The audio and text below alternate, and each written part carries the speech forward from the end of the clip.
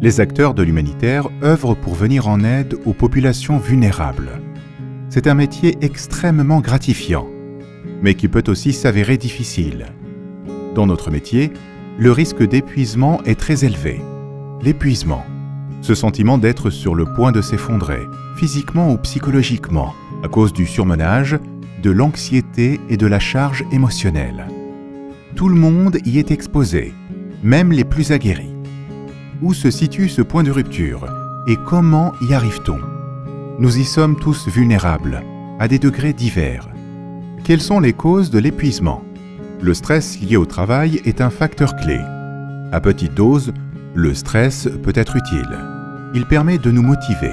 Cependant, lorsque ce stress est trop élevé, qu'il dure trop longtemps ou que la charge de travail devient trop grande, cela en devient épuisant.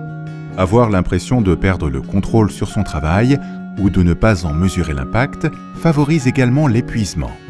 Satisfaire des exigences élevées sans reconnaissance peut avoir des conséquences négatives. Le mode de vie contribue aussi à l'épuisement. Les humanitaires placent souvent le travail au-dessus de tout.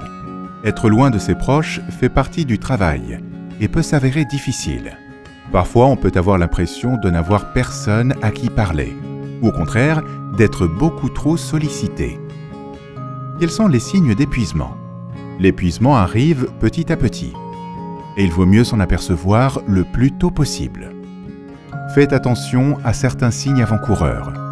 Par exemple, perdre confiance en soi et ne pas savoir comment s'en sortir. Être épuisé émotionnellement, être irritable, ou en proie à des sautes d'humeur ou des crises de larmes.